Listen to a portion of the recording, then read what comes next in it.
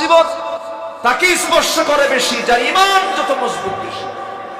যার ঈমান যত মজবুত তার বালা মুসিবত তত বেশি। 13টি বছর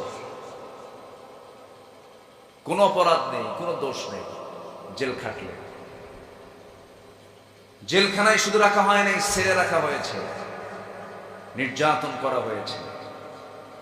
বাংলাদেশের ইতিহাসে রেকর্ড সংখ্যক পরিমাণ সময় 56 দিন একটানা তাকে রিমান্ডে নেওয়া হয়েছে। হিন্দু অফিসার কর্তৃক থাপ্পড় মেরে তাকে চেয়ার থেকে ফেলে দেওয়া হয়েছে।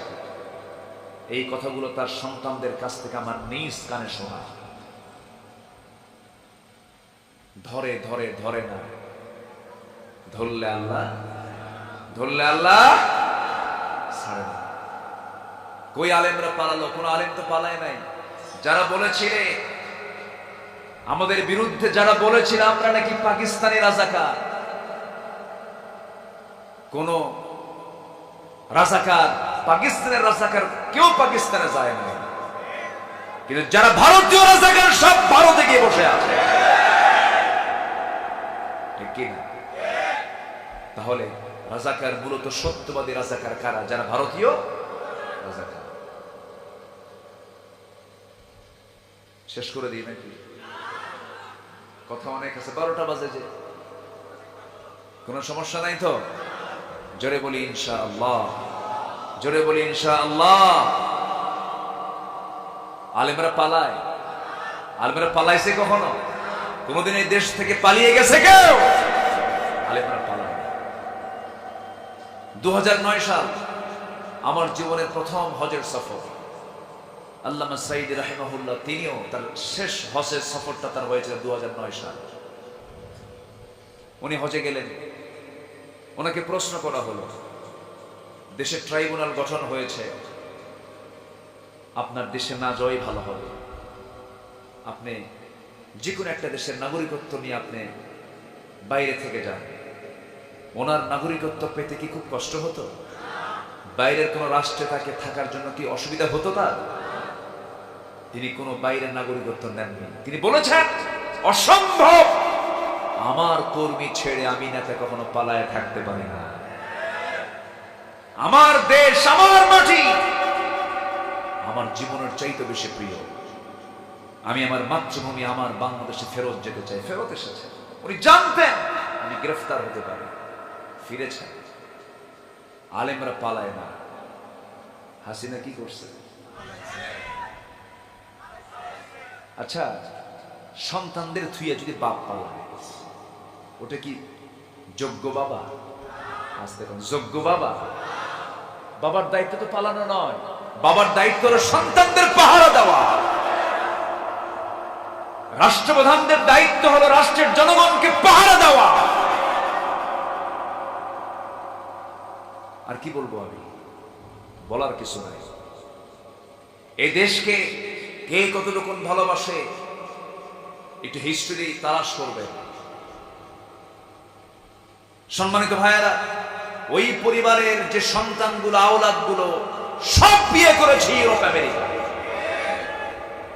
দেশের ঋণ হলো 18 লক্ষ কোটি টাকা।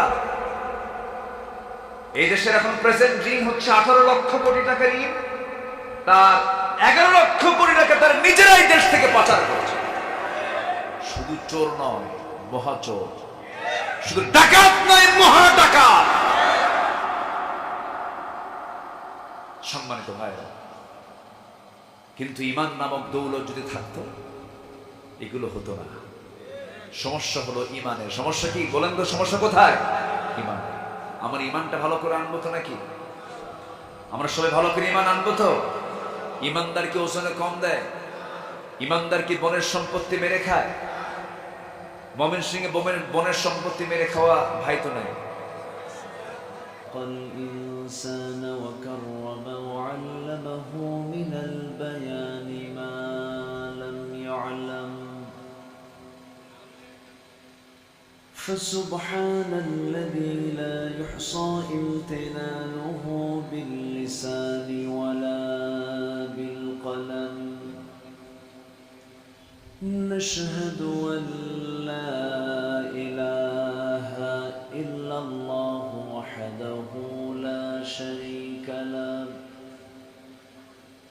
ونشهد أن سيدنا وحبيبنا ومولانا محمدا عبده ورسوله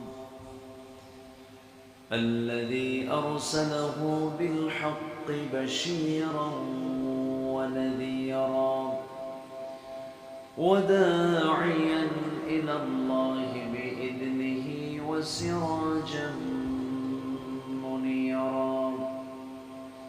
فقد قال الله تعالى في كلامه المجيد وفرقانه الحميد: أعوذ بالله من الشيطان الرجيم. بسم الله الرحمن الرحيم.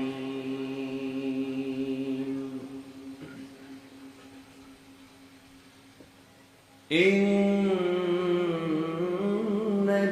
الذين آمنوا وعملوا الصالحات كانت لهم جنات الفردوس نزلا.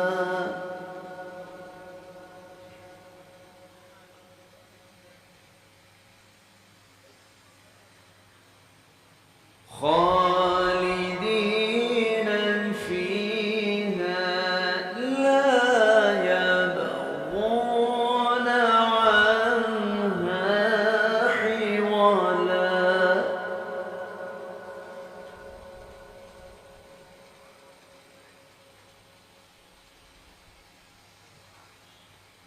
قل لو كان البحر مدادا لكلمات ربي لنفد البحر قبل أن تنفد.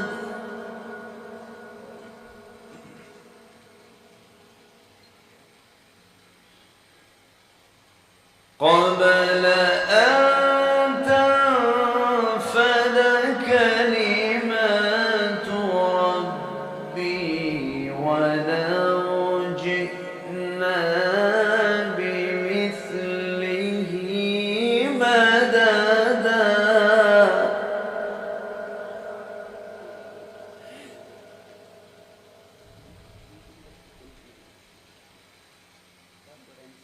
قل إنما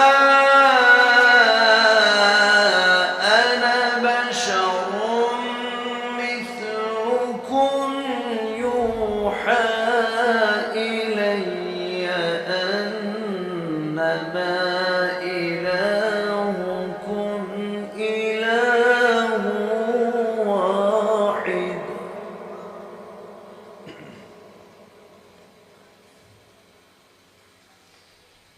فمن كان يرجو لقاء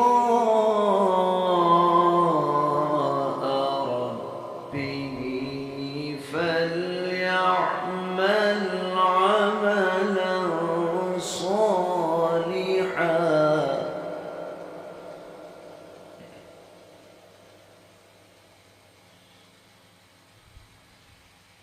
فليعمل عملا صالحا ولا يشرك بعبادة ربه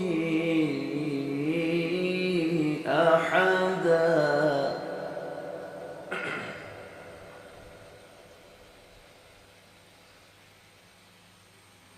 الله أكبر. بسم الله الرحمن الرحيم.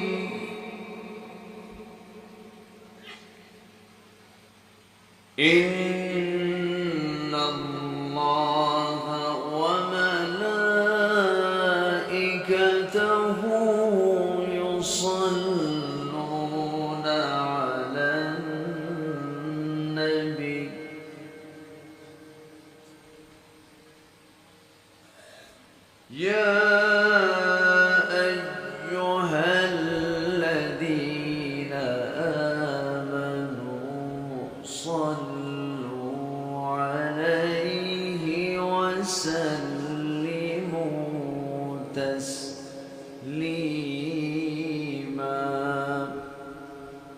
اللهم صل على محمد وعلى آل محمد كما صليت على إبراهيم وعلى آل إبراهيم إنك حميد مجيد اللهم بارك على محمد وعلى آل محمد كما باركت على إبراهيم وعلى آل إبراهيم إنك حميد مجيد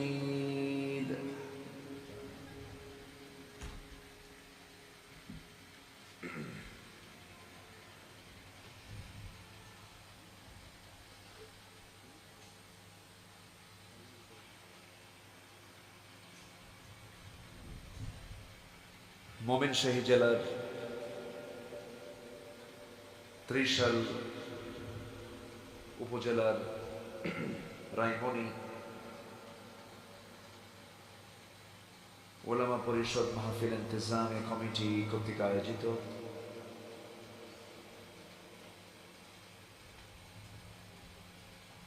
রায়মণি গ্রামের নবীন প্রবীণ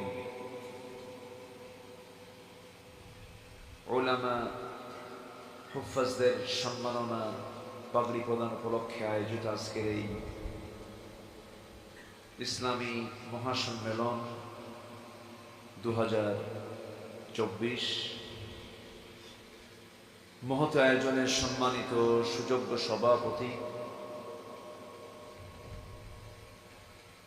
আজকের প্রোগ্রামের বরেণ্য সাহেবে সাদর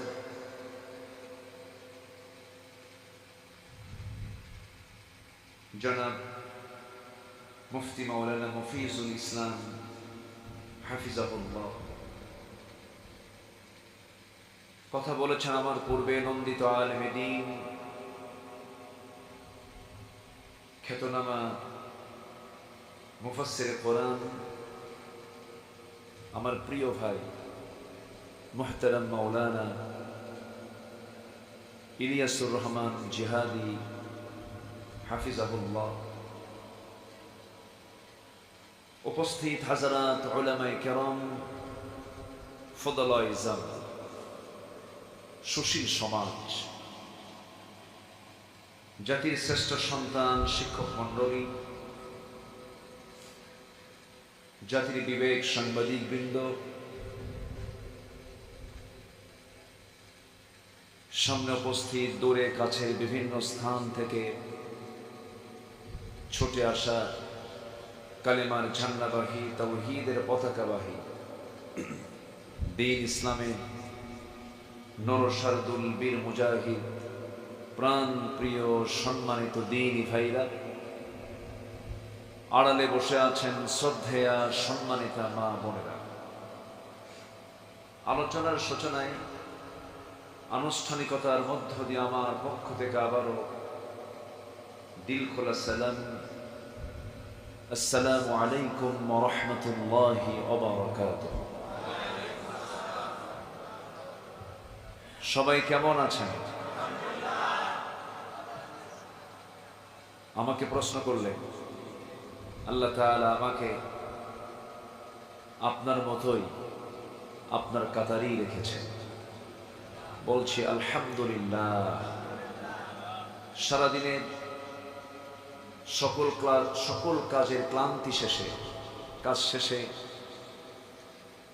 ক্লান্তময় ঘর্মাক্ত দেহকে একটু স্বস্তি দেওয়ার জন্য আমরা যখন ধীরে ধীরে বিছানার দিকে চলে যাব, ঠিক সেই মুহূর্তে আমরা বসে আছি কোরআনের টানে, জান্নাতের বাগানে, যে আল্লাহ তাআলা আমাকে আপনাকে এমন সুন্দর বরকতময় জায়গায় আসার বসার তৌফিক দিলেন। কালিমাতুশ শুকর আদায় করি মুহাব্বাতান, জোরালো কণ্ঠে বলে উঠছি আলহামদুলিল্লাহ। আবারও বলছি আলহামদুলিল্লাহ। চিৎকার মেরে বলছে আল্লাহুম্মা ইন্নী আসআলুকা আল হুদা ওয়াত তুকা ওয়াল আফাফা ওয়াল গিনা।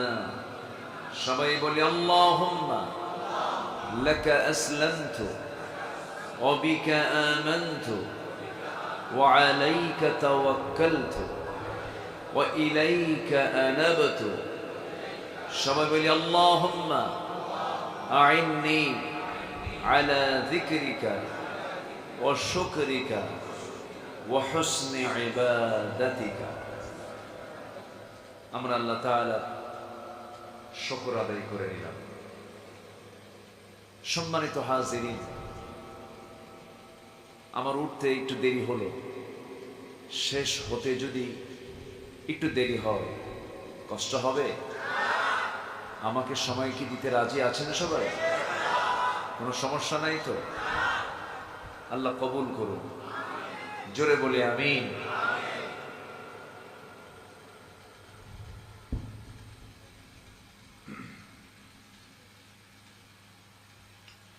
সম্মানিত হাজিরিন,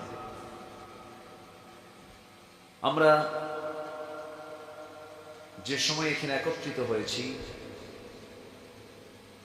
গোটা পৃথিবীতে 800 কোটি মানুষের বসবাস।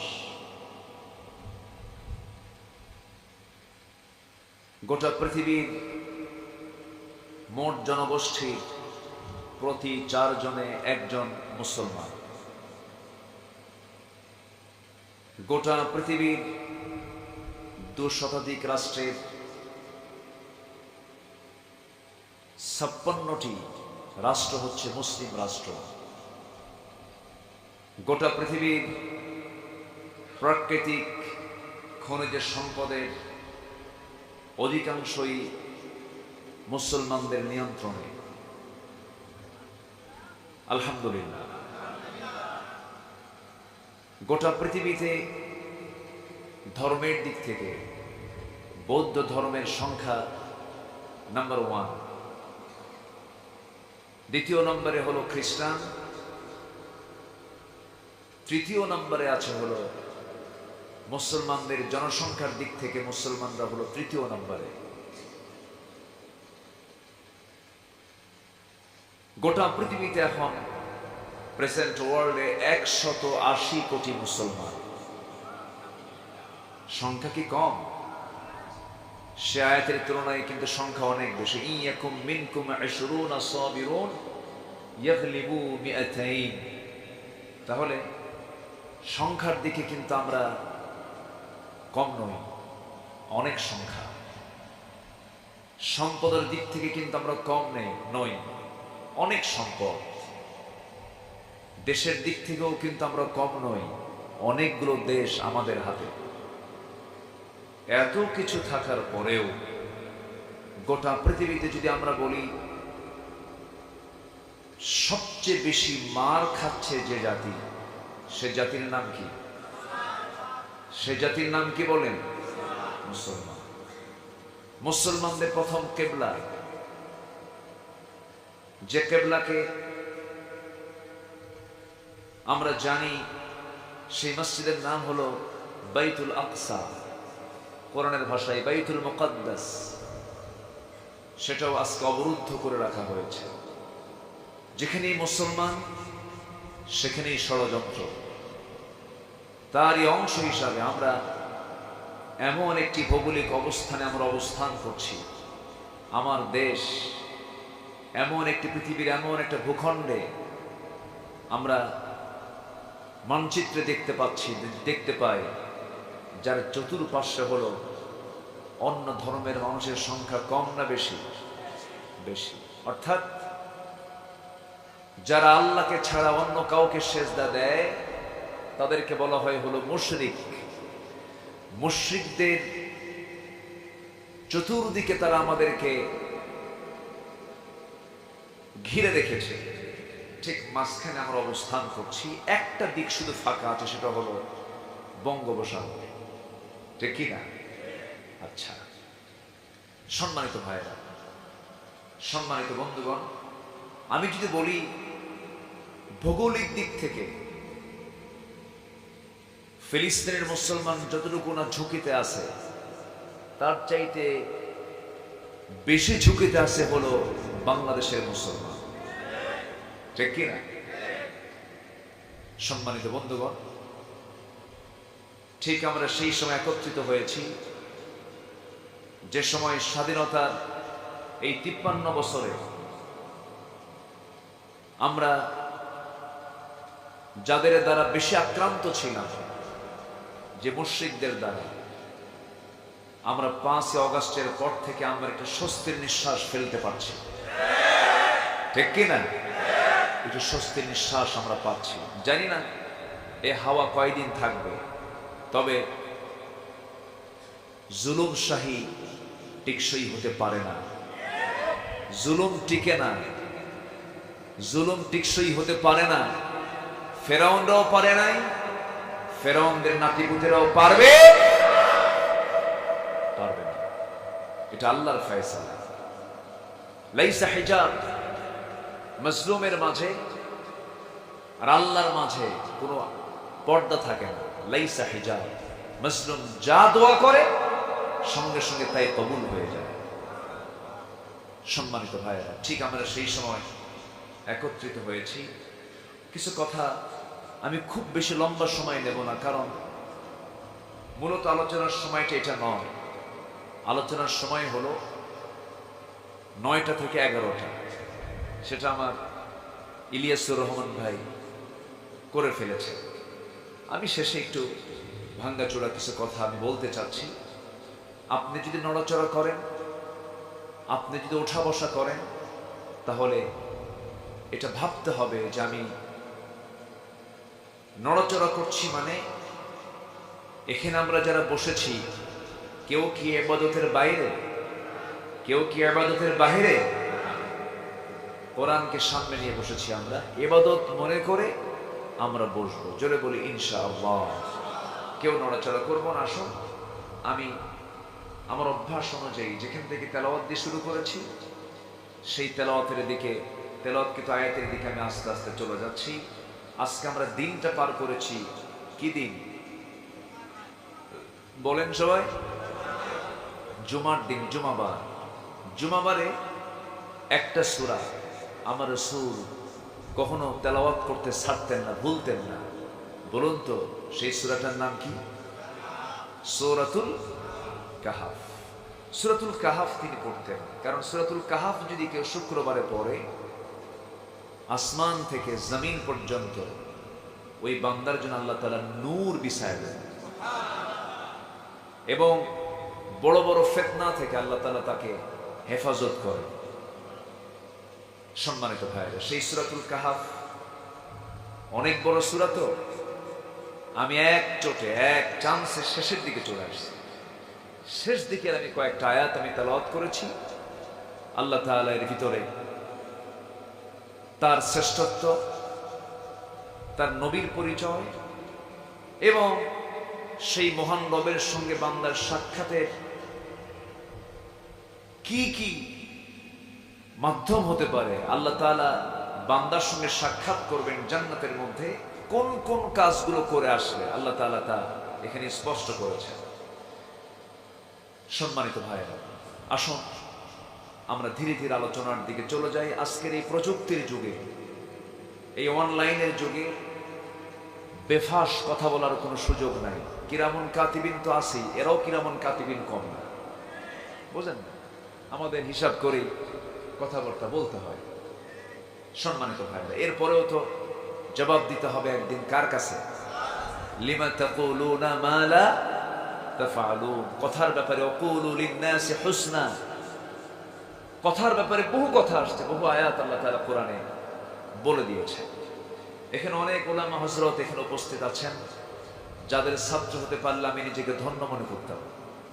আমি সরাসরি আলোচনার দিকে আস্তে আস্তে চলে যাচ্ছি। সূরাটার নাম যেন কি বলেছি বলুন তো? কাহাফ। কাহাফ মানে হলো কেভ, গুহা। আসহাবে কাহাফ মানে গুহাবাসী। কোন গুহাবাসী? যে গুহাবাসী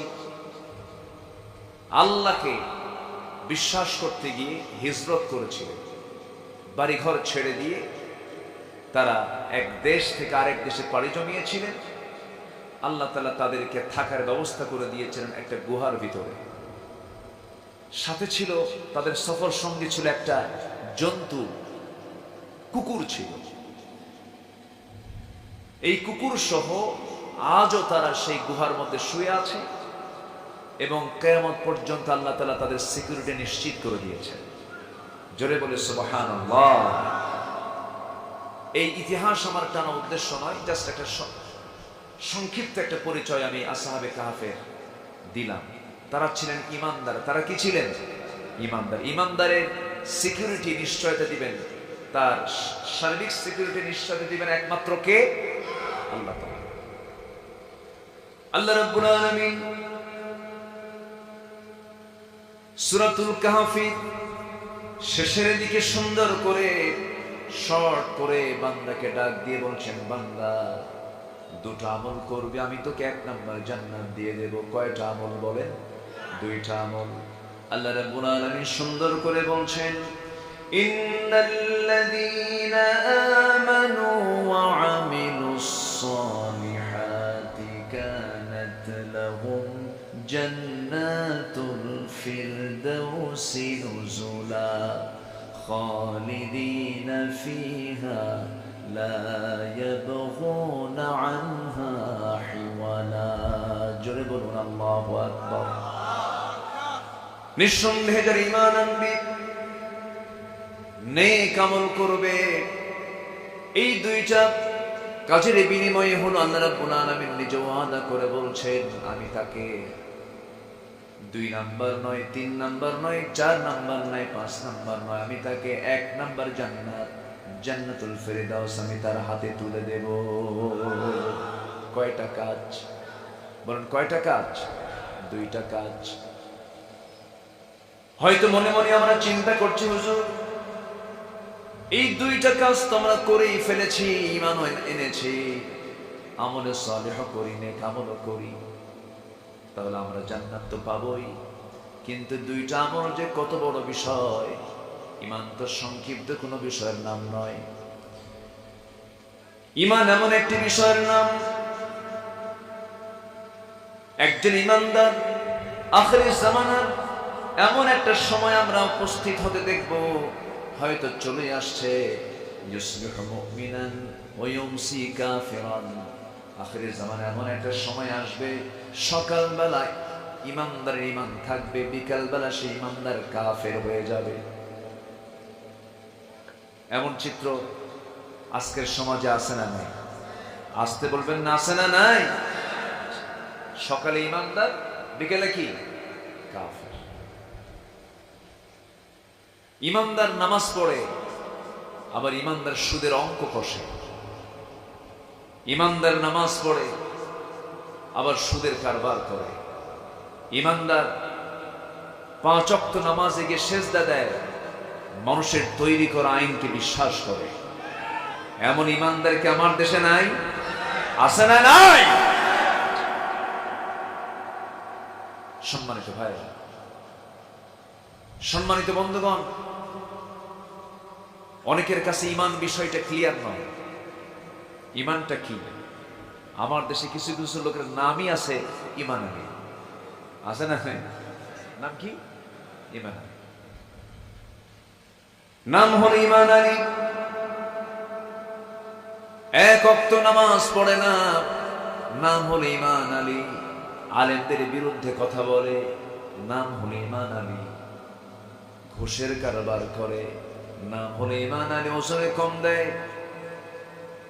আমার বন্ধুগণ, নামের বড়াই করে বান্দা কখনো জান্নাত পাবে না, বংশের বড়াই করে বান্দা কখনো জান্নাত পাবে না। মহান রব্বুল আলামিন এই বিষয়ের এক জায়গায় সুন্দর করে বলছেন, ইন্না খালাকনাকুম মিন যাকারিন ওয়া উনসা وجعلناكم شعوبا وقبائل لتعارفوا إن أكرمكم عند الله أتقاكم।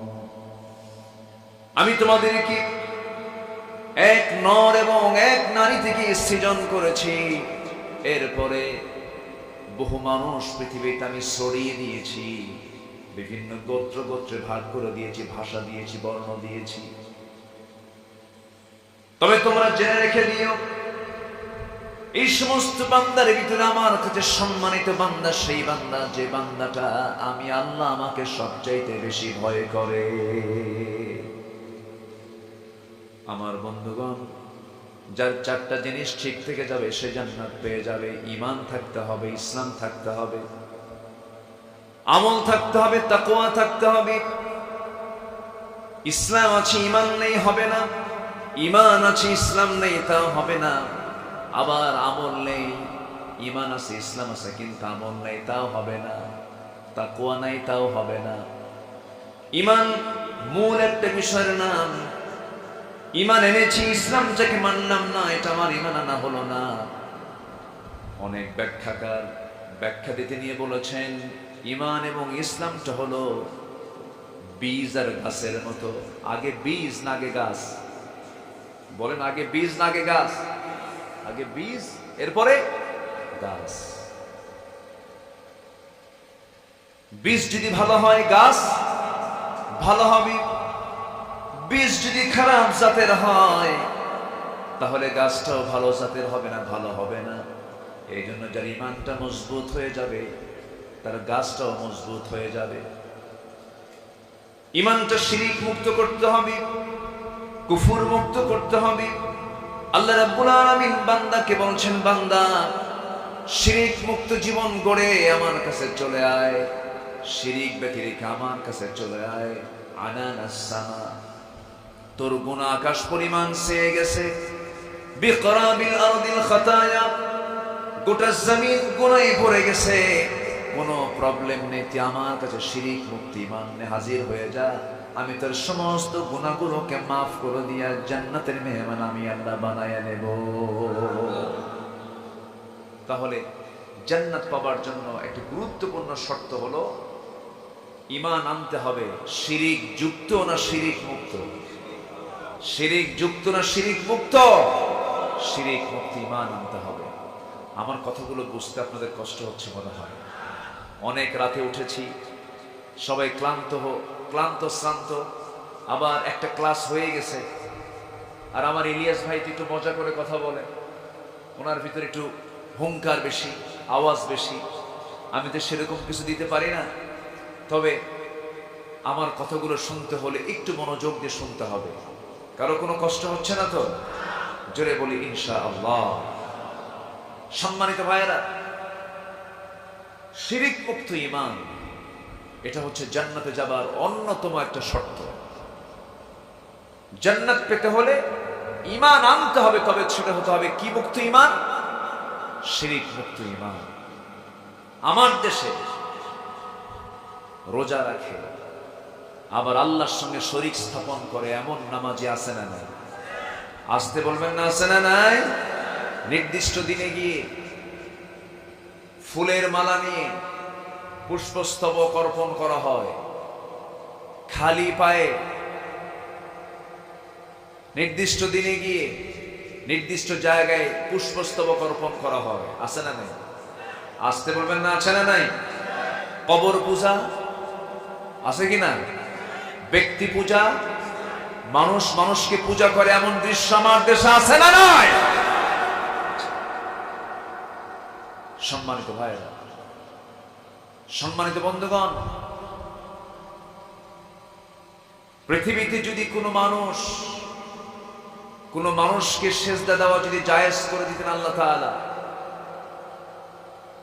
কোন কবরকে সামনে রেখে যদি সেজদাকে জায়েজ করে দেওয়া হতো, কোন কবরে ফুল দেওয়া যদি জায়েজ করে দেওয়া হতো, গোটা পৃথিবীর সকল ফুল গিয়ে জমা হতো আমার নবীর কবরে। এখানে অনেকেই গেছেন মদিনায়, বলেন তো কেউ কি দেখেছেন অথবা শুনেছেন যে আমার নবীর মাকবারায় কবরে ফুল দিয়া ভরে তোলা হয়েছে? এরকম কি দেখেছেন, কেউ শুনেছেন? সেখানে একটা ফুলও জমা হয় না। আমার নবীজি তিনি যদি সেজদা গ্রহণ করতেন, সেজদা দেওয়ার অভাব ছিল না, সেজদাও তিনি পেতেন। তিনি কি কারো কাছ থেকে সেজদা নিয়েছিলেন? আসতে বলেন, সেজদা গ্রহণ করেছেন। বরং আমার নবীর সামনে কেউ দাঁড়িয়ে গেলে বললেন, তিনি বলে ফেলতেন, বসো, তুমিও মানুষ, আমিও মানুষ। যুবককে দেখলে রাসূল অস্থির হয়ে যেতেন, শিশুকে দেখলে অস্থির হয়ে যেতেন। আমার নবীজি নম্রতার মূর্ত প্রতীক ছিলেন, বিনম্রতার মূর্ত প্রতীক ছিলেন। সাদামাটা জীবন ছিল তার। কোন আদর্শ তার ভিতরে অনুপস্থিত ছিল? এমন কোন দিক নাই যে গুণটা তার মধ্যে উপস্থিত ছিল না। জোরে বলি সুবহানাল্লাহ। আমার বন্ধুগণ, নবীজি কোন ব্যক্তিকে সেজদা দিতে দেন নাই, নিজেও সেজদা গ্রহণ করেন নাই, কোন কবর পূজাকে সমর্থন তিনি দেন নাই। তার কবরটা আজকে তার বড় প্রমাণ। আমার নবীজি জীবনে দুটো জায়গায় সবচাইতে বেশি মার খেয়েছেন, রক্ত ঝরেছে দুই জায়গায় সবচাইতে বেশি। নাম্বার 1 হলো মক্কি জিন্দেগিতে, সেই সময় তায়েফে গিয়ে মার খেয়েছিলেন। নাম্বার 2 হলো নবীজি উহুদের ময়দানে মার খেয়েছিলেন। দিন প্রতিষ্ঠার সংগ্রাম করতে গিয়ে দান্দান মোবারক তিনি হারিয়ে ফেলেছেন।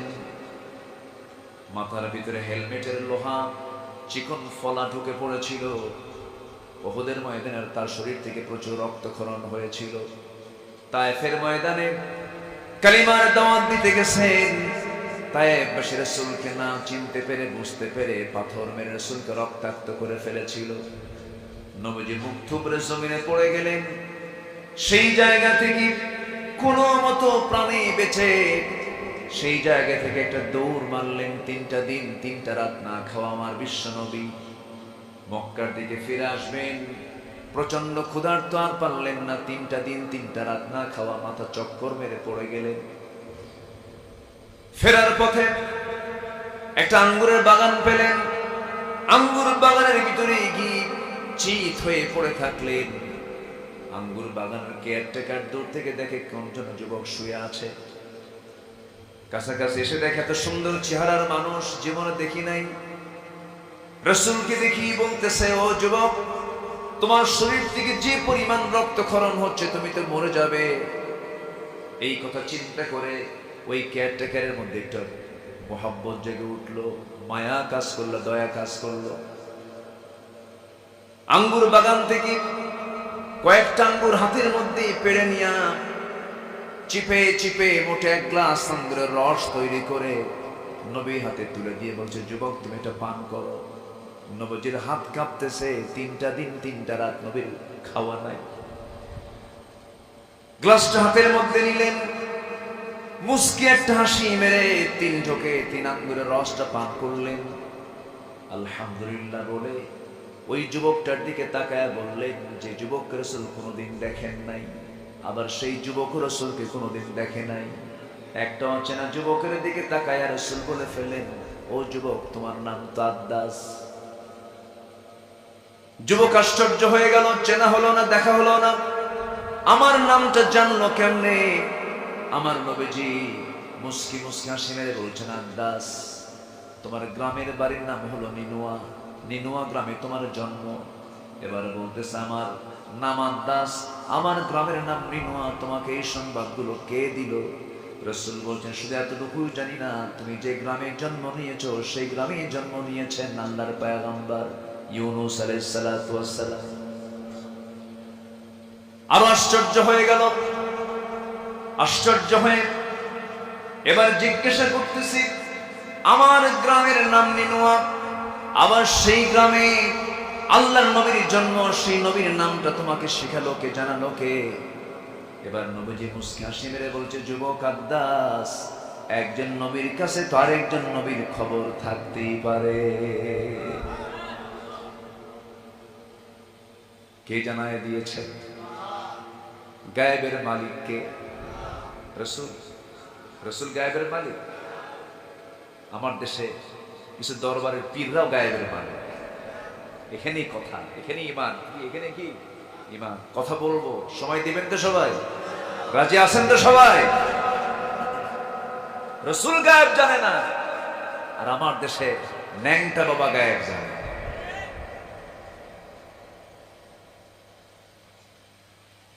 একটু কান লাগান, মনোযোগ দিয়ে কথাগুলো শুনুন। আমার নবীজি এই কথাটা যখন বলে ফেললেন আদ্দাসের, বুঝতে দেরি হলো না। আদ্দাস ছিল খ্রিস্টান, খ্রিস্টানি কায়দায় সিরাত ইবনে হিশামের মধ্যে এসেছে। আদ্দাস করলো খ্রিস্টানি কায়দায় দুটা হাত নিয়ে সোজা নবীর দুই কদমে লাগায়া দিল। দুই কদমে লাগায়া দিয়া সেজদা দিয়ে রাসূলকে ধন্য করবে, কিন্তু রাসূল সেই চান্সটা দিলেন না। আমার নবীজি চট করে সরে দাঁড়ালেন, দুইটা হাত শক্ত করে ধরে যুবককে সোজা টেনে তুলে ধরে বুকের সঙ্গে বুক লাগায়া দিলেন। জোরে বলি সুবহানাল্লাহ।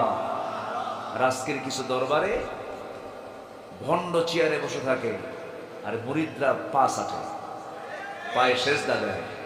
সময় এসেছে এখন ওই সমস্ত ভণ্ড দরবার গুলোকে সোজা করে ফেলা, ঠিক কিনা?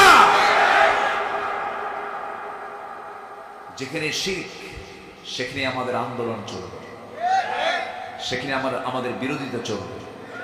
কারণ শিরক আছে যেখানে, ঈমান নাই। শিরকের বিপরীত কাজ হলো কি করা? ঈমানের বিপরীত কাজ কি করা? শিরক করা। শিরক, যে মুশরিক সে ঈমানদার নয়, আর যে ঈমানদার সে কখনো মুশরিক। কষ্ট পাচ্ছেন নাকি? আলোচনা চালাই, জোরে বলি ইনশাআল্লাহ। আমার নবীজি বুকের সঙ্গে বুক লাগায়া দিলেন। আদ্দাসের বুঝতে দেরি হলো না। আদ্দাস মনে মনে চিন্তা করি, এত বড় মহামানব, নাম তো আগে অনেক শুনেছি, আগের কিতাবে তার পরিচয়টা জানতে পেরেছি, কিন্তু এত যে বিনম্র আচরণের মানুষ হয় তা তো আমার জানা ছিল না। দিলটা ভরে গেছে।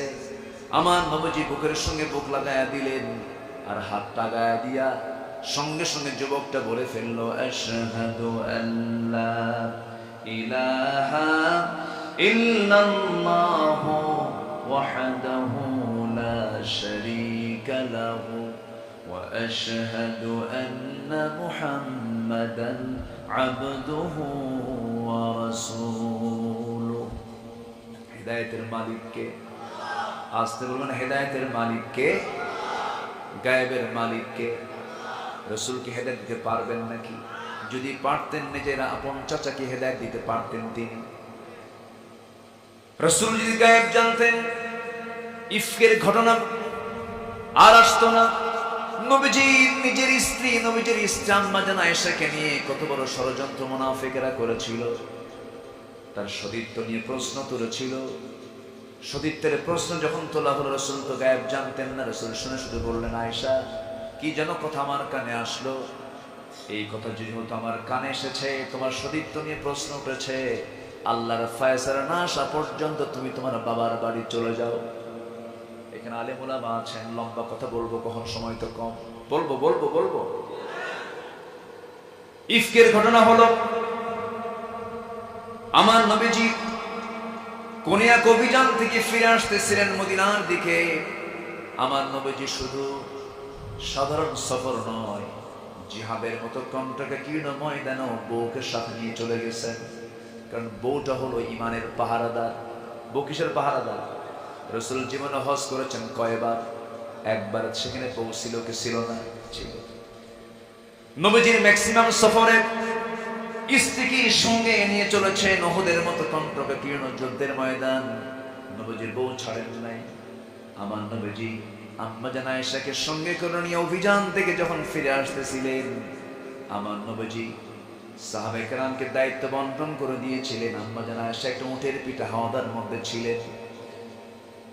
আমার নবীজির একজন সাহাবীকে ডাক দিয়ে দায়িত্ব দিয়ে দিলেন, শোনো সাহাবী, এই অভিযান থেকে মদিনা পর্যন্ত ফেরত যেতে হঠাৎ করে কেউ যদি পিছনে বাদ পড়ে যায়, বাদ পড়া আমার সাহাবীগুলোকে তুমি তোমার নিজ দায়িত্বে তুমি মদিনা পর্যন্ত পৌঁছায় দিবা। কিন্তু বাদ তো কেউ পড়ে নাই, বাদ পড়েছেন মিসেস মুহাম্মদ সাল্লাল্লাহু আলাইহি ওয়াসাল্লাম। আমার নবীজি মদিনা ফেরত হচ্ছেন, মদিনার দিকে ফিরে আস, পথিমধ্যে প্রকৃতির চাপ চেপে বসলো।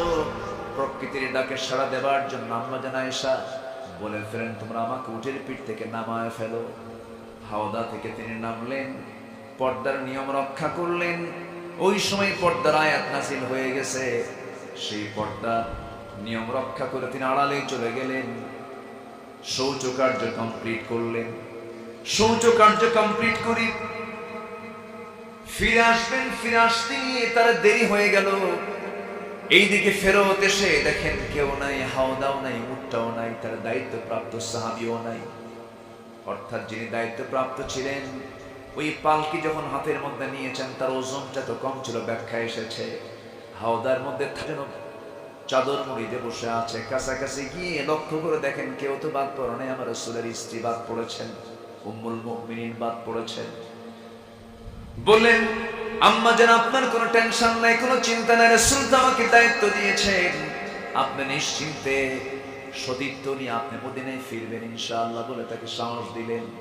ঘোড়ার পিঠে চড়াইয়া নিয়ে গোটা রাত্রি সফর করে আমার রাসূলের ঘরে, ওই সাহাবী রাসূলের ঘরে তার স্ত্রীকে পৌঁছায়া দিলেন।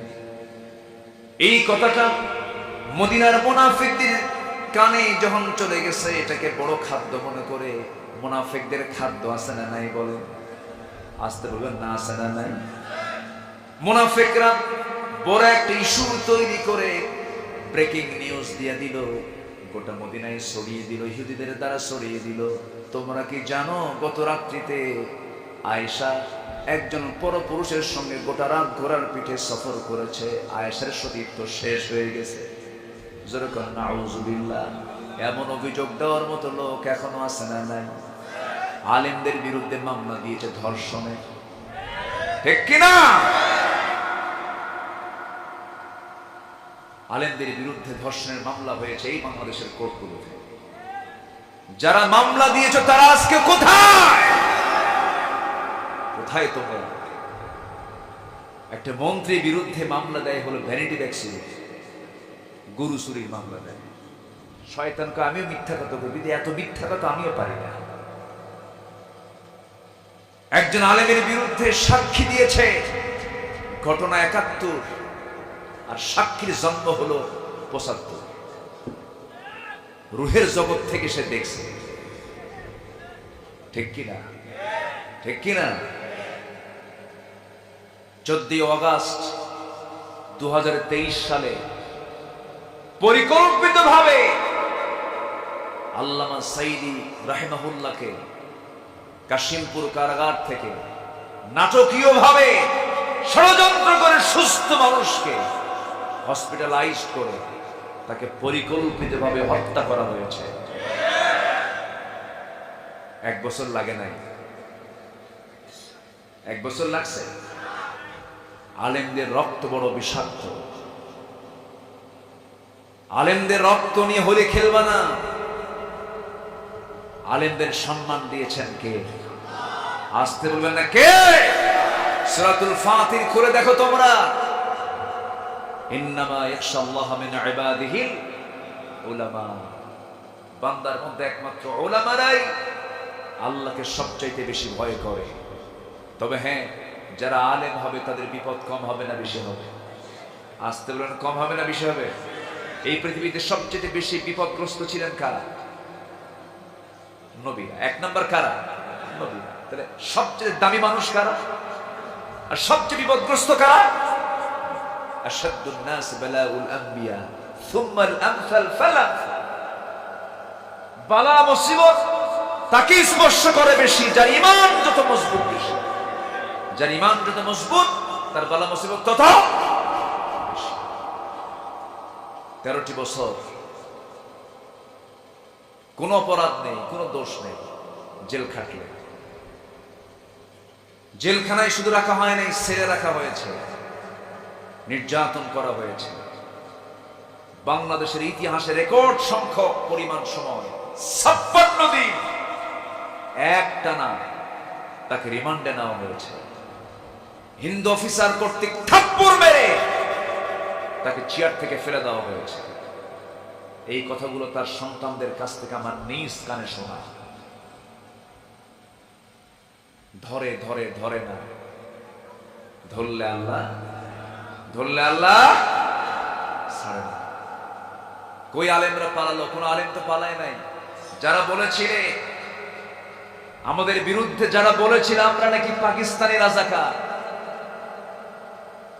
কোন রাজাকার, পাকিস্তানের রাজাকার কেউ পাকিস্তানে যায় না। কিন্তু যারা ভারতীয় রাজাকার সব ভারতে গিয়ে বসে আছে, ঠিক কিনা? তাহলে রাজাকার মূলত সত্যবাদী রাজাকার কারা? যারা ভারতীয় রাজাকার। শেষ করে দিই নাকি? কথা অনেক আছে, 12টা বাজে যে। কোন সমস্যা নাই তো? জোরে বলি ইনশাআল্লাহ, জোরে বলি ইনশাআল্লাহ। আলেমরা পালায়? আলেমরা পালাইছে কখনো? কোনদিন এই দেশ থেকে পালিয়ে গেছে কেউ? আলেমরা পালায়। 2009 সাল আমার জীবনের প্রথম হজের সফর। আল্লামা সাইদি রাহিমাহুল্লাহ, তিনিও তার শেষ হজের সফরটা তার হয়েছিল 2009 সাল। উনি হজে গেলেন, ওনাকে প্রশ্ন করা হলো, দেশে ট্রাইব্যুনাল গঠন হয়েছে, আপনার দেশে না যাওয়াই ভালো হবে, আপনি যে কোনো একটা দেশের নাগরিকত্ব নিয়ে আপনি বাইরে থেকে যান। ওনার নাগরিকত্ব পেতে কি খুব কষ্ট হতো? বাইরের কোন রাষ্ট্রে তাকে থাকার জন্য কি অসুবিধা হতো তার? তিনি কোনো বাইরের নাগরিকত্ব নেননি। তিনি বলেছেন অসম্ভব, আমার কর্মী ছেড়ে আমি নেতা কখনো পালায় থাকতে পারি না। আমার দেশ, আমার মাটি আমার জীবনের চাইতে বেশি প্রিয়। আমি আমার মাতৃভূমি, আমার বাংলাদেশে ফেরত যেতে চাই। ফেরত এসেছে। উনি জানতেন আমি গ্রেফতার হতে পারি, ফিরেছেন। আলেমরা পালায় না। হাসিনা কি করছে? আচ্ছা, সন্তানদের থুইয়া যদি বাপ পালায়, ওটা কি যোগ্য বাবা? আসতে কোন যোগ্য বাবা? বাবার দায়িত্ব তো পালানো নয়, বাবার দায়িত্ব হলো সন্তানদের পাহারা দেওয়া। রাষ্ট্রপ্রধানদের দায়িত্ব হলো রাষ্ট্রের জনগণকে পাহারা দেওয়া। আর কি বলবো আমি? বলার কিছু নাই। এই দেশকে কে কতটুকু ভালোবাসে একটু হিস্ট্রি তালাশ করবে। সম্মানিত ভাইয়েরা, ওই পরিবারের যে সন্তানগুলো, আওলাদগুলো সব বিয়ে করেছে ইউরোপ, আমেরিকা। দেশের ঋণ হলো 18 লক্ষ কোটি টাকা। এই দেশের এখন প্রেজেন্ট ঋণ হচ্ছে 18 লক্ষ কোটি টাকা ঋণ। তার 11 লক্ষ কোটি টাকা তার নিজেরাই দেশ থেকে পাচার করেছে। শুধু চোর নয়, মহাচোর। শুধু ডাকাত নয়, মহা ডাকাত। সম্মানিত ভাইরা, কিন্তু ঈমান নামক দৌলত যদি থাকতো এগুলো হতো না। সমস্যা হলো ঈমানের। সমস্যা কি বলেন তো? সমস্যা কোথায়? ঈমান। আমার ঈমানটা ভালো করে আনবো তো নাকি? আমরা সবাই ভালো করে ঈমান আনবো তো? ঈমানদার কি ওজনে কম দেয়? ঈমানদার কি বনের সম্পত্তি মেরে খায়? মমিন সিংহে বনের সম্পত্তি মেরে খাওয়া ভাই তো নাই। হ্যাঁ, ভরা বনের সম্পত্তি দিতে চায় না। প্রায় বলে, আমাদের মঞ্চেও প্রায় প্রশ্ন আসে, হুজুর আমার ভাই হাজি কিন্তু সম্পত্তি বুঝে দেয় না। এরকম হাজি তো আছে না? আবার বলতে গেলে আবার প্যাঁচ লাগে কিনা, আমি কি ওইদিকে যাব? বলবো, সব কথা বলবো, বলবো। জোরে বলি ইনশাআল্লাহ। সম্মানিত ভাই, ইমানদার কখনো ওজনে কম দেবে না, বান্দার হক নষ্ট করবে না। আমার যদি 4টা কাজ ঠিক থাকে আমি জান্নাত পেয়ে যাব। একটা ঈমান, একটা কি? একটা ঈমান। 1 নাম্বার কি? ঈমান। নাম্বার 2 হচ্ছে ইসলাম। নাম্বার 2 কি? ইসলাম। নাম্বার 3 হচ্ছে তাকওয়া, আমল। নাম্বার 3 কি? আমল। নাম্বার 4 হলো তাকওয়া। নাম্বার 4 কি? তাকওয়া। নাম্বার 3 হচ্ছে আমল। আমলটা কি? আমল হচ্ছে সকল হককে রক্ষা করা। সকল হককে রক্ষা করা। যেরকম নামাজ কার হক? একটু জোরে বলেন ভাই। নড়াচড়া হচ্ছে কিন্তু আপনারা মনে হয় একটু মনোযোগিতার একটু কমতি মনে হচ্ছে। এক নম্বর হক নামাজ। এটা কার হক? যাকাত কার হক?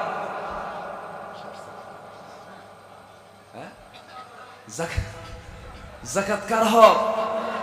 12টা পার হয়েছে তো ব্রেন কাজ করতেছে না মনে হয় নাকি? যাকাত কিন্তু আল্লাহর হক নয়। যাকাত কার হক? ওয়াফি আমওয়ালিহিম হাক্কুল লিসাইলি ওয়াল মাহরুম। যাকাত হচ্ছে বান্দার হক। এই ছেলে, এই ভাই কই যান? বসেন বসেন বসেন, একটু বসেন। যাকাত হলো আল্লাহর হক না, এটা বান্দার হক। আর নামাজ হলো আল্লাহর হক।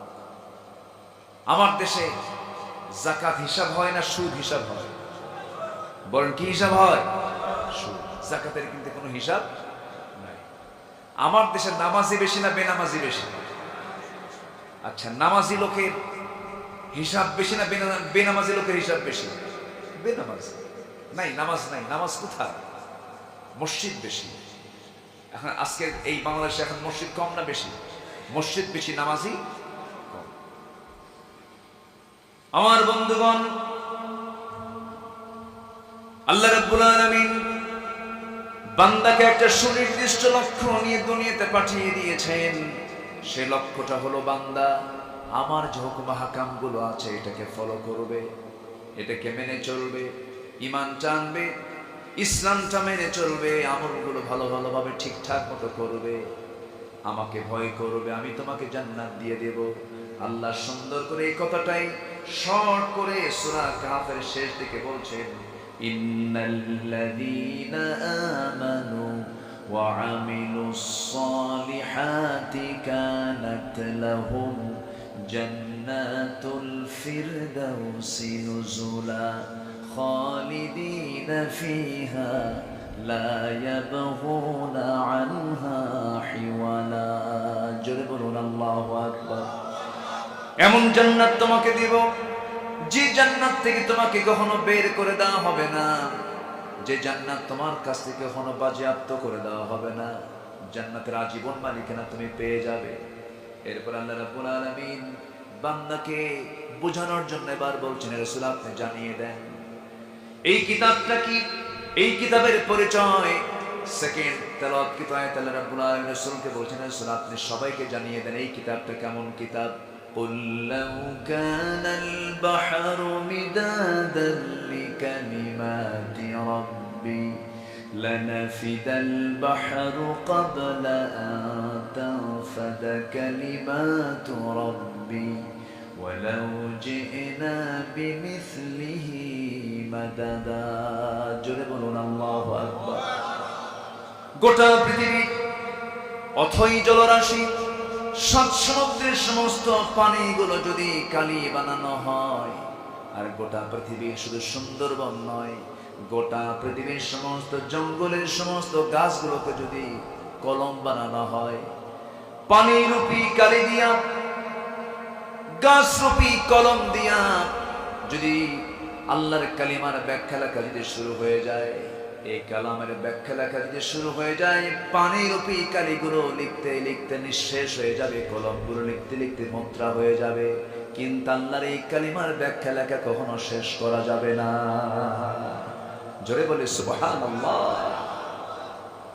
এই কিতাব যে আল্লাহর কিতাব, এই যে আল্লাহর পক্ষ থেকে নাযিল হওয়া কিতাব, এর এক নাম্বার বলিষ্ঠ আয়াত হচ্ছে সূরা কাহফের এই আয়াতটা। জোরে বলি সুবহানাল্লাহ। আল্লাহ তাআলা এমন কিতাব আমাকে দিয়েছেন, আমরা তো ধন্য, বলি আলহামদুলিল্লাহ। এই কিতাব বান্দা থেকে দূরে রাখার জন্য শিক্ষা ডিপার্টমেন্ট এমন ভাবে সাজানো হয়েছিল, আল্লাহকে কেমনে ভোলা যায়, রাসূলকে কেমনে ভোলা যায়, ইসলাম বিদ্বেষী কেমনে হওয়া যায়, নাস্তিক কেমনে হওয়া যায়, সব আয়োজন তারা প্রস্তুত করেছিল। আমরা যুবকদের এই তরুণদের তারুণ্য দেখে আমরা খুব আনন্দিত। আজকে ছাত্ররা যা দেখিয়েছে, আমার কাছে মনে হয় সবগুলোর ভিতরে খালিদ বিন ওয়ালিদের রক্ত প্রবাহমান। আল্লাহু আকবার বলেন। স্বরাষ্ট্রমন্ত্রীকে, সাবেক স্বরাষ্ট্রমন্ত্রীকে এক পুলিশ ভিডিও ক্লিপ দেখায় আর বলে, স্যার গুলি করি একটা মরে, কিন্তু একটা পরে আর বাকিগুলো যায় না, তারা ওরা আগায় আসে। যারা পিছপা হয় না, যারা পিঠ দেখাতে জানে না, তারাই হচ্ছে বিশ্ব নবীর সাহাবীদের যোগ্য উত্তরসূরিরা। আমরা নতুন করে দেশ সাজাতে চাই। সাজাবো আমরা কি দিয়ে বলেন? সাজানোর জন্য এই আকাশ সাজিয়েছেন কে? এই জমিন সাজিয়েছেন কে? ওই সূর্যটা বানিয়েছেন কে? সাত সমুদ্র সাজিয়েছেন কে? পাহাড় নদীনালা খালবিল সাজিয়েছেন কে? এই দেশকে সাজানোর জন্য, এই জমিনকে সাজানোর জন্য, এই মানুষকে সুন্দর করে বসবাসের জন্য, মানুষের সুন্দর জীবন উপহারের জন্য সাজানো কিতাব দিয়েছেন। এই কিতাব তিনিও কে? যারা এই কিতাব চায় না, তাদের ঈমান আছে না গেছে? তাদের ঈমান আছে না গেছে? এই কিতাবের সঙ্গে আমরা সম্পর্ক রাখবো। জোরে বলি ইনশাআল্লাহ, আর জোরে বলি ইনশাআল্লাহ। আমার বন্ধুগণ, দুটো আয়াতের ব্যাখ্যা হালকা দিলাম। আসুন আমরা শেষ নম্বর আয়াত, 110 নম্বর আয়াত সূরা কাফ। এবার রাসূলকে বলা হচ্ছে, হে রাসূল, আপনার পরিচয় আপনি এবার দিন। প্রথমে আমরা পেলাম জান্নাত পাবো কেমনে? জান্নাত পাবো দুই আমলে। কয় আমলে বলেন? দুই আমলে। সেকেন্ড আয়াতে আমরা পেলাম এই কিতাবের পরিচয়। এই কিতাবটা ছোট না বড়? আসমান ছোট না বড়? শুধু বড় না অনেক বড়? এই কিতাবের ব্যাখ্যা লিখতে সমুদ্রের পানি দিয়েও হবে না। এত বড় কিতাব এটা। গোটা পৃথিবীর সব তথ্য যেখানে শেষ, সেখানে কোরআন তথ্য দেওয়া শুরু করবে। এমন একটা কিতাব হল আল্লাহর কালামে কোরআন। এই কোরআনটা আমরা শিখবো। জোরে বলি ইনশাআল্লাহ। কোন আলিমান আও মুতাআল্লিমান আও মুস্তামিআন, আলেম হও অথবা ছাত্র হও, অথবা ছাত্রের বাপ হও, অথবা তার শাগরিদ হও, ওলা তাকুন খামসান ফাতহরি, 5 নাম্বার হইও না, ধ্বংস হয়ে যাবে। আলেমের সঙ্গে বসবাস করবেন, এটার একটা প্রাপ্তি আপনি আখিরাতে পেয়ে যাবেন। ইলমের সঙ্গে যার সম্পর্ক আছে, শয়তান তাকে কখনো ধোঁকা দিতে পারে না। কোরআনটা আমরা জানবো, শিখবো, বুঝবো। প্রথম হুকুম কিন্তু নামাজ নয়, প্রথম হুকুম কিন্তু রোজা নয়, প্রথম হুকুম কিন্তু অন্য কোনো হুকুম নয়। প্রথম হুকুম হলো ইকরা, পড়ো। কারণ পড়লে পরে কাকে চিনবে তুমি? আজকাল কাকে চিনবে তুমি? আমরা এখন যদি মরে যাই, আমরা কার কাছে চলে যাব? এখনই মরে গেলাম, বউ আমাকে ভুলে যাবে, সন্তান আমাকে ভুলে যাবে, সম্পদ আমি রেখে যেতে বাধ্য হয়ে যাব। যেই সন্তানটার মুখে খাবার তুলে দেওয়ার জন্য, যেই বইয়ের মুখে একটা হাসি ফোটানোর জন্য কত পরিশ্রম করেছি দিন রাত, আজকে মরে যাব। মরে যাওয়ার সঙ্গে সঙ্গে ভয়ে সামনে কাছে আসবে না স্ত্রী, সন্তানগুলো কান্নায় ছটফট করতে থাকবে। সন্তানরা সব মিলে লাশটা নিয়ে বের করে দিয়া জানাজা কাফন দাফন শেষ করে কবরে শোয়া দেবে। ওই যে কবরে শোয়া দিল, ওই যে গতকাল কুমিল্লা নোয়াখালীর দিকে গেছিলাম, একজন আমাকে স্মৃতিচারণ করে বলছে, হুজুর একটা লাশ দাফন করার জায়গা নাই, লাশের সঙ্গে কাফনের কাপড়ের সঙ্গে লিখিত দেওয়া হয়েছে এই লাশটা হলো মুসলিমের লাশ। এই লাশটা যেথায় গিয়ে থামবে তাদের দায়িত্ব দেওয়া হলো কোন স্থান ফাঁকা পেলে পরে, কোন স্থলভাগ পেলে পরে, মাটি পেলে পরে দাফন দিয়া দিবা। এমন কঠিন দৃশ্য। এখনই মরে যাব আমি, সব আমার পর হয়ে যাবে। জীবিত আছি, হাসি থাকবে, আনন্দ থাকবে, কান্না থাকবে, মোহাব্বত, মায়া, মমতা সবকিছু থেকে যাবে। মরে যাব, সব মাইনাস হয়ে যাবে।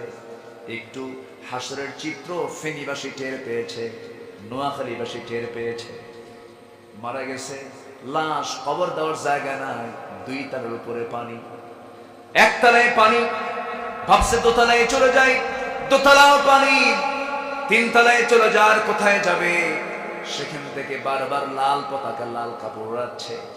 হেলিকপ্টার গুলো সেখানে উদ্ধার তৎপরতা চালিয়ে তাদেরকে উদ্ধার করার চেষ্টা করেছে। এর মাঝে বহু লাশ বহু মানুষ লাশ হয়ে পানির সঙ্গে সব ভেসে ভেসে চলে যাচ্ছে, কবর পর্যন্ত দেওয়ার সুযোগ নাই।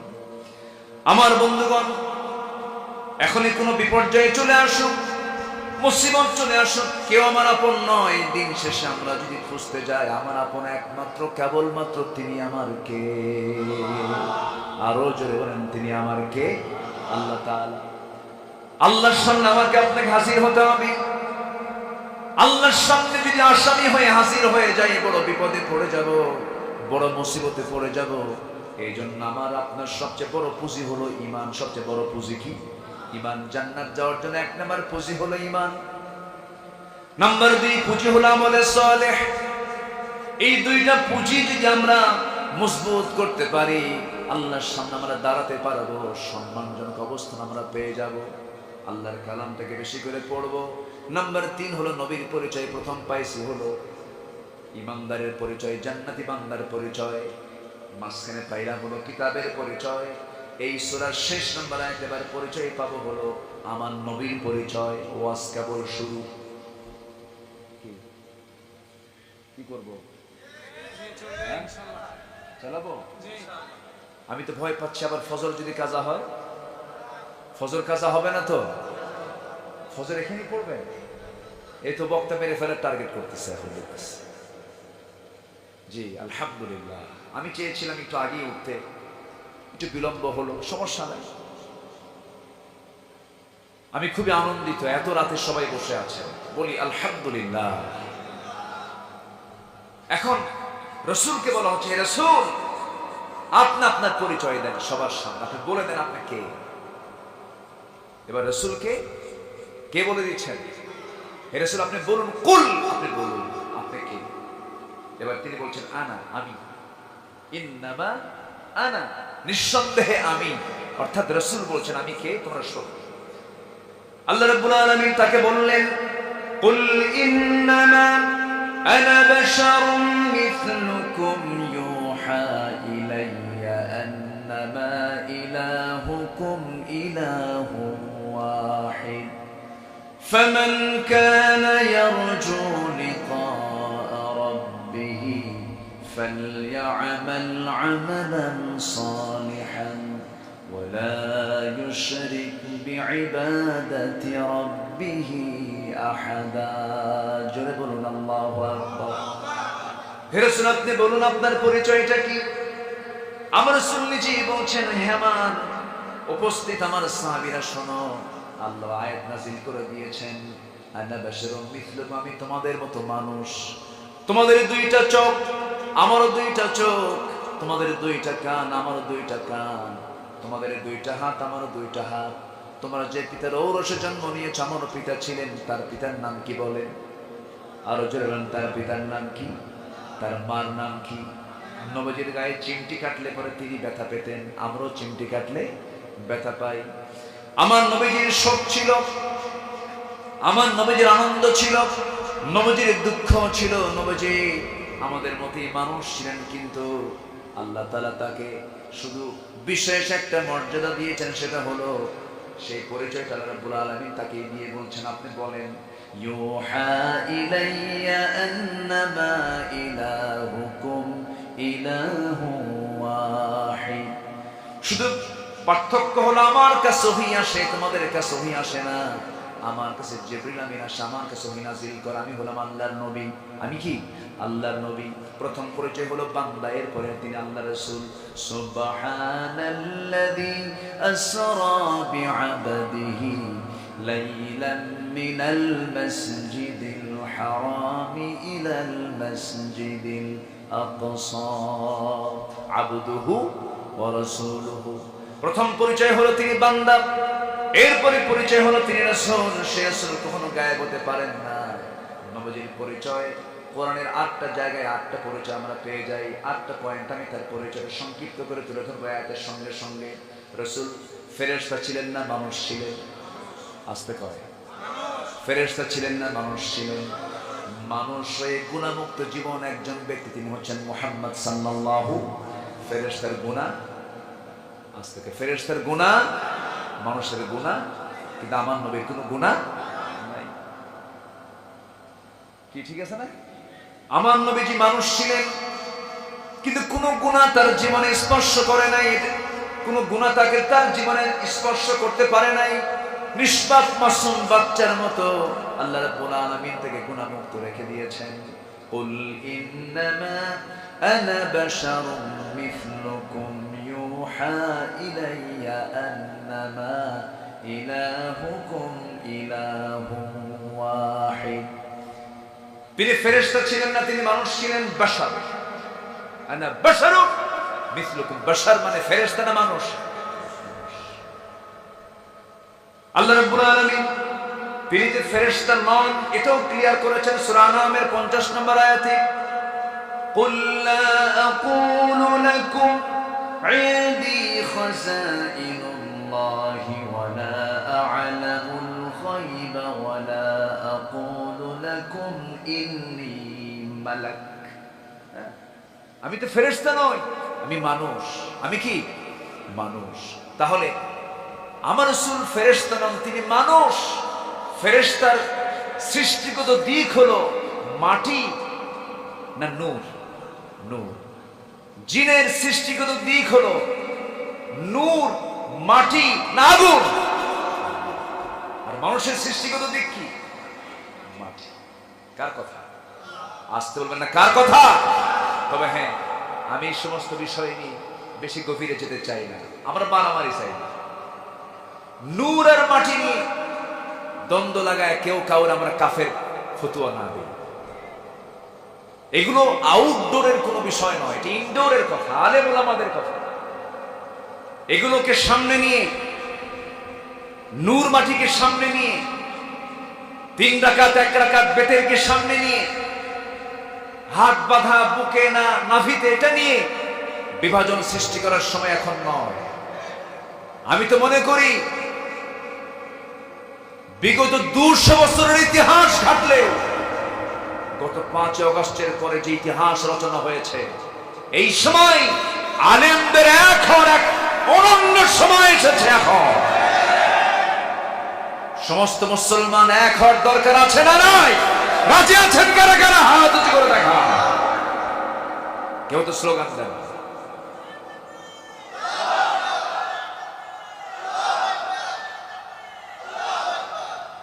আল্লাহ তুমি সবার হাতকে কবুল করো, জোরে বলি আল্লাহুম্মা আমিন। এক মুফতি ফতোয়া দিছে যে নাভিতে হাত বাঁধবে তার নামাজ হবে না। আরেকজন বলছে যে বুকে হাত বাঁধবে তার নামাজ হবে না। তাহলে বুকেও হবে না, নাভিতেও হবে না, 2 জায়গায় হবে না, নাজায়েজ। সলিমুদ্দিনে নামাজ পড়তে গিয়ে এখন চিন্তা করলো দুটোই তো হবে না, এখন হাতটা রাখি কই? আল্লাহু আকবার। কখন হাত নিয়ে গেছে কোথায়? আপনার ফতুয়াই যদি হাত কপালে যায়, তাহলে সেই ফতুয়া মুসলিম সমাজের জন্য নিরাপদ না বিপদ?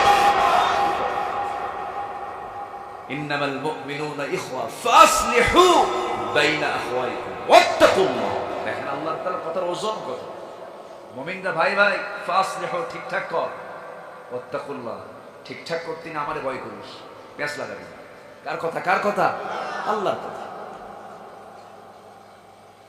ভ্রাতৃত্বের বন্ধন অটুট, ইস্পাত কঠিন সিদ্ধান্ত নিয়ে ভ্রাতৃত্বকে মজবুত করে, সম্প্রীতি তৈরি করে এদেশের কিছু নাস্তিক মুরতাদদের বিরুদ্ধে ঝাঁপিয়ে পড়তে হবে। মুসলমান সময় এসেছে, সজাগ থাকতে হবে। শত্রু কিন্তু এখনো উকি মারার চেষ্টা করছে। চতুর্দিক থেকে শকুনরা বিভিন্ন ধান্দায় আছে, কখন মরাগোস্ত খাবে ধান্দায় আছে। সুযোগ দেওয়া যাবে, পাহারা দিতে হবে মুসলমানদেরকে। আল্লাহ কবুল করুন, জোরে বলে আমিন, আরো জোরে আমিন। সম্মানিত ভাইয়েরা, নমরুদ কিন্তু জানতো না আমার মৃত্যু এমন ভাবে হবে, ন্যাংরা মশা আমার মাথার মধ্যে ঢুকবে, এটা নমরুদ জানতো না।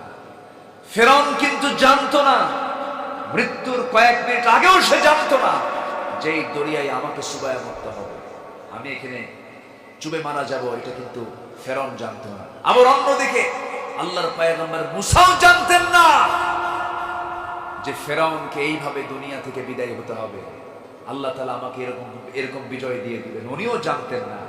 সব ফায়সালা কার? আসতে বলবেন না কার? মুসা আলাইহিস সালাম সামনে দৌড়িয়া, উনি ভাবলেন তা আমার আজকে কি উপায় হবে, বলতেছে আল্লাহ আমার তো উপায় নাই। সামনে দৌড়িয়া, চতুর্দিকে ফেরাউনের বাহিনী। বিপদে পড়েছেন প্রথমে ফেরাউন না আল্লাহর নবী? বলেন কে কে? আল্লাহর নবী সবার আগে বিপদে পড়েছেন। বিপদে পড়ে সামনে দৌড়িয়ে দেখে তিনি তো ভাবলেন আল্লাহ উপায় তো নাই। চতুর্দিকে ফেরাউন, সামনে দৌড়িয়া কি করবো? আল্লাহ বলেন তোমার হাতে লাঠি নাই, মারো বাড়ি। বিসমিল্লাহ বলে মারলেন একটা বাড়ি। বাড়ি মারলেন, এক বাড়ি দিয়া হবে না, আল্লাহ বলেন আরো মারো। 12টা বাড়ি মারলেন পানিতে। একটা রাস্তা নাই, বাইপাস রাস্তা আরো 11টা। মোট কয়টা হলো? মোট কয়টা হলো? পৃথিবীতে এক রাস্তায় যাওয়া যাবে এমন রাস্তা বাদে 11টা বাইপাস রাস্তা এখনো পৃথিবীতে নাই। ঠিক আছে না? এত রাস্তা তো লাগে না, কিন্তু আল্লাহ নবীর জন্য আল্লাহ তাআলা কয়টা রাস্তা দিলেন? 12 গোত্রের লোকেরা যেন 12টা রাস্তা দিয়ে যেতে পারে অনায়াসে, যেন কোনো জাম না লাগে। আজকে মাশাআল্লাহ আব্দুল্লাহপুর থেকে গাজীপুর চৌরাস্তা পর্যন্ত আমার 80-তে সময় লাগিয়েছে 3 ঘন্টা। কথা বলেন নাই? আচ্ছা, পার হয়ে গেল। ফেরাউন তখনও জানে না যে আমাকে এই দরিয়ায় মরতে হবে। হামানকে ডাক দিয়ে বলে হামান উপায় তো নাই, শত্রু যদি হাতছাড়া হয় বড় বড় বিপদ, ঘুম হবে না, ওরে ধরতেই হবে। ফেরাউন এই কথা যখন বলে ফেললে হামান বলতেছে ফিরআউনা ওয়া হামানা। আল্লাহ তাআলা হামানের নামটা উল্লেখ করেছেন কোরআনে, কারণ এটা আরো বড় দুষ্ট ছিল। এর ছিল বুদ্ধি, আর ফেরাউন এই বুদ্ধিটা চালাতো। ফেরাউন ছিল হলো বডিওয়ালা। কিওয়ালা? বডিওয়ালা, মানে বুদ্ধি তেমন ছিল না। বডি ছিল ফেরাউনের আর বুদ্ধি ছিল কার? হামানের। ওর বুদ্ধি আর এর বডি, এই দুটো মিলে চালাতো তারা। এই জন্য আল্লাহ তাআলা দুটার নামই দিয়েছেন কোরআনে। তা হামান বলল ঠিক আছে, তাহলে কি করা যায়? সে ঘোড়া চালায় দিল দরিয়ায় ঘোড়া চালায় দিল। যে রাস্তা তৈরি হয়ে গেছে, আল্লাহ রাস্তা তৈরি বানায় দিয়েছেন কাফেরের জন্য না ইমানদারের জন্য? এই এলেমটাও তাদের মধ্যে থেকে হেরে গেল। হামান করলো কি? আল্লাহর বানানো ইমানদারদের জন্য রাস্তায় সে ঘোড়া চালায় দিল। ঘোড়া এপার থেকে ওপার গেল, ওপার থেকে এপার আসলো। এসে বলতেছে বস রাস্তা ক্লিয়ার। রাস্তা কি ক্লিয়ার? কোনো সমস্যা নেই। কেন? আমি এক চক্কর দিয়ে এসেছি, ঘোড়া ওই পাশে নিয়ে গেছে, আবার আসছি, রাস্তায় কোনো সমস্যা নাই। একদম লাইটওয়ালা, আন্ডারগ্রাউন্ড, চতুর্দিকে পানি, কাঁচ দিয়ে এটা মুড়ানো, চুল পরিমাণ। সেখানে ঠান্ডাও লাগে না, গরমও লাগে না, শীতাতপ নিয়ন্ত্রিত রাস্তা, কোনো সমস্যা নাই। আপনি যদি পারবেন, আমি চেক করে আসছি। ওর বাপের রাস্তা। যখন মরার সময় হয় টের পায় না। মাত্র 45 মিনিট সময় পেয়েছি, ঠিক কিনা? কয় মিনিট? গুনে গুনে 45 মিনিট। ফেরাউন টের পায় নাই। ফেরাউন বলল হামান চলো। হামান সামনে যায়, কিন্তু ফেরাউন পিছনে যায় 2 হাত আর পিছায় 3 হাত। ভাবে হামান কাম তো সারতেছি মনে হয়, না কোনো চিন্তাই নেই। ঠিক মাঝখানে যখন চলে গেছে, আল্লাহ তো সব প্ল্যান করে রাখছেন। ওয়ামাকারু ওয়ামাকারাল্লাহু খায়রুল মাকিরিন। ঠিক মাঝখানে যখন চলে গেছে, আল্লাহ তাআলা পানির মালিক, পানি কার কথা শুনবে? পানিকে অর্ডার দিলেন, ভেঙ্গে পড়ল। এখন বলতেছে মুসা আমারে বাঁচাও। বলেন তো ওর কি ঈমান ঠিক আছে? মুসা বাঁচাবেন না আল্লাহ বাঁচাবেন? মুসা আমারে বাঁচাও। বাঁচার জন্য কত চেষ্টা করলো। একটা দেশের, আমরা লজ্জিত, একটা দেশের টপ ধনী, 1 নাম্বার ধনী দরবেশ, তার মাথার চুল আর দাড়ি এত সুন্দর, আমার মনে হয় দেশের কোন আলেম ওলামার চেহারা এত সুন্দর। মাথার চুল আর দাড়িতে কোথাও কোনো কালো নাই, সব সাদা ফরফরা, মানে মনে জিব্রাইল নাজিল হয়েছে, এত সুন্দর চেহারা। এই লোকের এই চেহারা বিকৃত হবে, এটা মানুষ তো বিশ্বাস করার কথা না।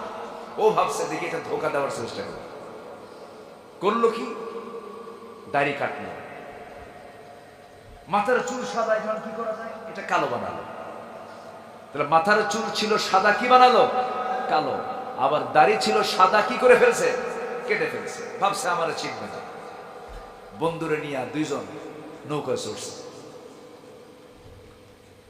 গোটা রাত ঘুরছে, ফেলছে যে দাড়ি মোছ নাই তো আর কাটবে কি।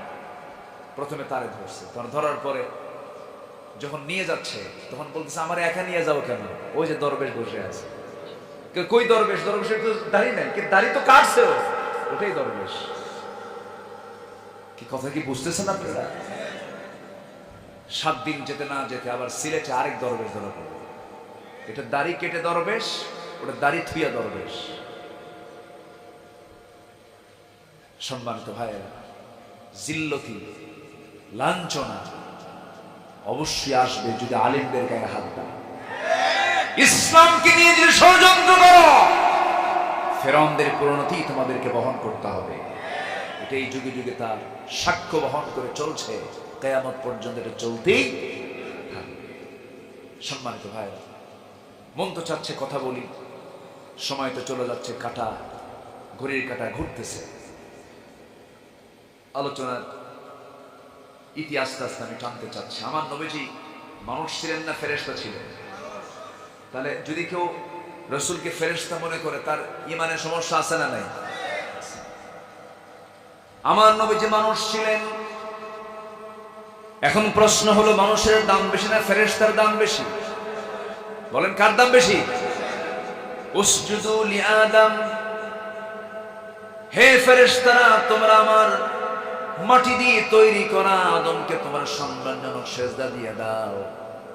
মানুষের দামটা আল্লাহ রাব্বুল আলামিন বাড়ায়া দিয়েছেন, সম্মানটা বাড়ায়া দিয়েছেন, কিন্তু মানুষ তার সেই সম্মানকে যদি অক্ষুণ্ণ রাখতে চায়, যদি এটাকে যদি টিকে রাখতে চায়, শর্ত হলো গুনাহ থেকে তার বাঁচতে হবে। ইন তাজতানিবু কাবাইরা মা তুনহাউনা আনহু নুকাফির আনকুম সাইয়্যাতিকুম ওয়া নুদখিলকুম মুদখালান কারীমা। বড় বড় গুনাহ যদি ছেড়ে দিতে পারো, আমি আল্লাহ রাব্বুল আলামিন তোমাকে সম্মানজনক জান্নাত দিয়ে দেব। আমার বন্ধুগণ, লক্ষ লক্ষ টাকা দান, 14 বার হজ করা, তাহাজ্জুদ নামাজ পড়া, হ্যাঁ এগুলো বরকতের কাজ, সওয়াবের কাজ, সমস্যা নাই। কিন্তু আপনি যদি বড় বড় গুনাহগুলোকে ছাড়তে না পারেন, এই সমস্ত কাজ দিয়ে আপনি জান্নাত পাবেন না। কবিরা গুনাহগুলো ছেড়ে দিতে হবে। বড় বড় কবিরা গুনাহগুলো যিনি ইমানদার করতে পারে না। আমার দেশে এমন হাজিও আছে ইয়াবার কারবার করে, আলহাজ বদি। আলহাজ কে? বদি ধরছে তো, ধর নাই? ওটারও ধরছে। আমার বন্ধুগণ, এই জন্য বলি, আমি মানুষ, আমার এই সম্মানটাকে টিকে রাখার জন্য, আমার এই মর্যাদা টিকে রাখার জন্য মনুষ্যত্ব আমার মধ্যে আনতে হবে, ঈমানটা টিকে রাখতে হবে। তাহলে আমরা 1 নম্বর পরিচয় পাইলাম, আমার রাসূল ফেরেশতা না মানুষ? তিনি মানুষ ছিলেন, তিনি ফেরেশতা ছিলেন না। তিনি হলেন আল্লাহর দূত। আল্লাহর পক্ষ থেকে আল্লাহ তাকে রাসূল করে পাঠিয়েছেন। ইয়া আইয়ুহার রাসূল বাল্লিগ মা উনজিলা ইলাইকা মির রাব্বিক ওয়া ইন লাম তাফআল ফামা বাল্লাগতা রিসালাতাহু ওয়াল্লাহু ইয়াসিমুকা মিনান নাস ইন্নাল্লাহা লা ইয়াহদিল কওমাল কাফিরিন। সূরা মায়েদা 67 নম্বর আয়াত। হে রাসূল, আমি আপনার কাছে যা কিছু দিয়েছি সব পৌঁছায় দেন।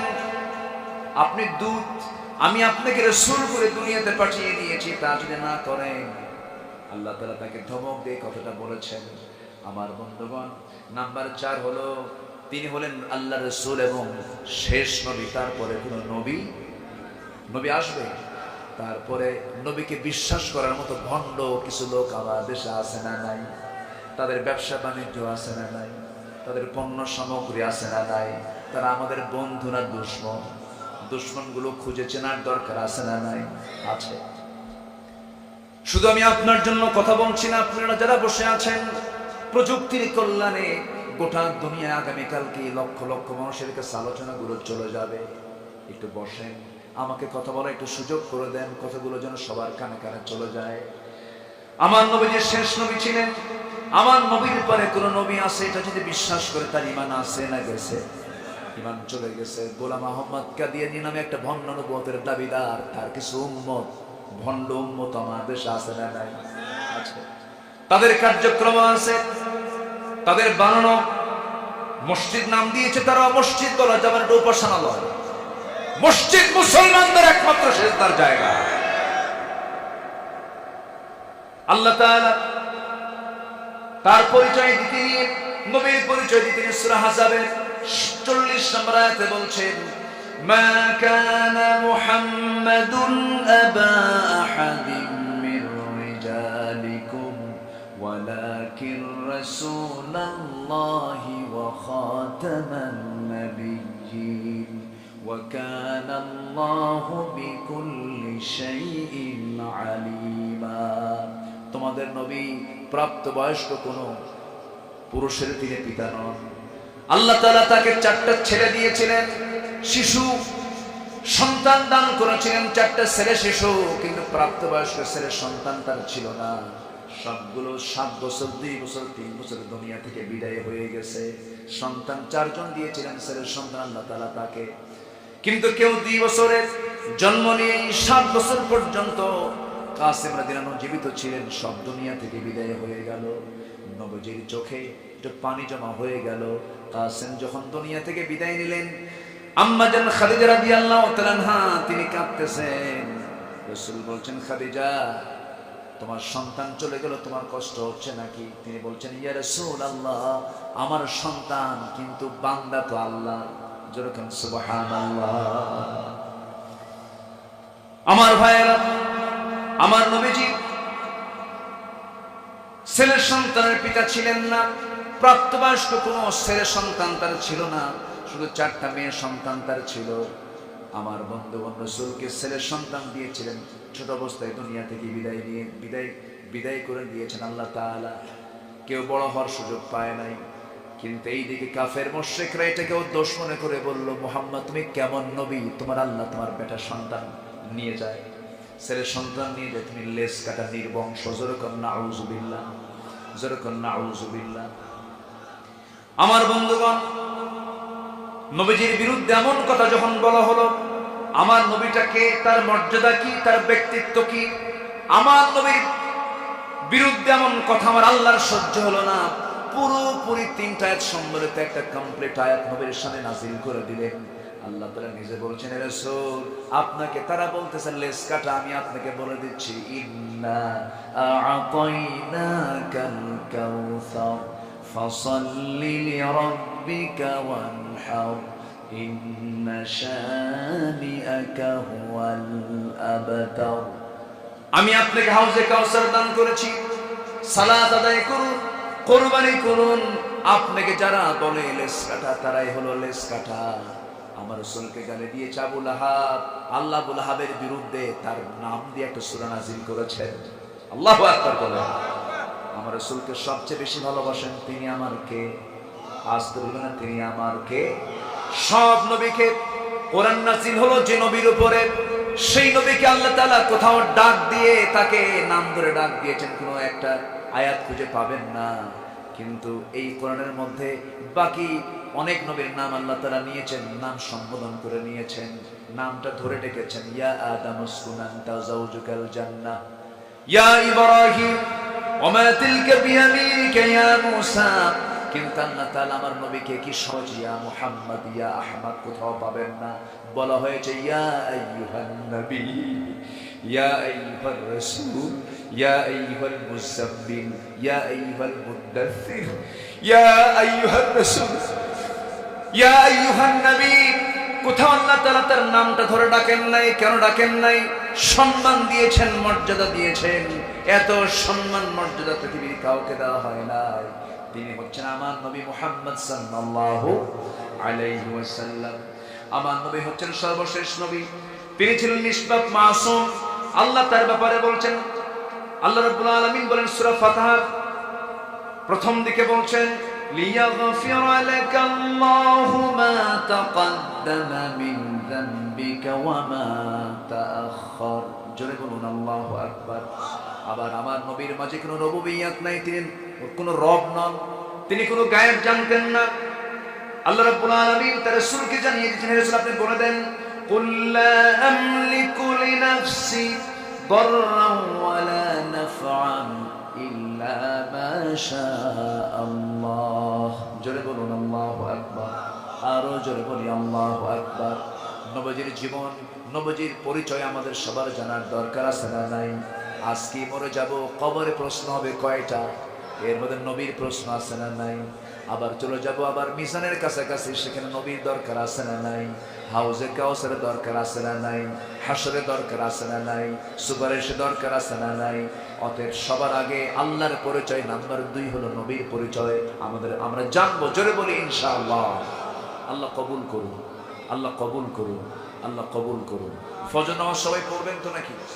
ফজর পড়বেন কারা কারা? হাত তুলে দেখান। জোরে বলি ইয়া আল্লাহ, আরো জোরে ইয়া আল্লাহ। আমাদেরকে 5 ওয়াক্ত সালাত আদায় করার তৌফিক তুমি আল্লাহ দিয়া দাও। জোরে বলি আমিন, আরো জোরে আমিন। আলেমুল আমাদের গড়া সংগঠনের উদ্যোগে আজকের এই মাহফিল রায়মণি, না রায়মণি জেলার নামও তো ময়মনসিংহ, হ্যাঁ মোমেন শাহী, হ্যাঁ সোনামণি যেন হয়ে যায় না? আচ্ছা আলহামদুলিল্লাহ। সবাই বসেন। আমি কোনো মতো, আমি তো খুব তাড়া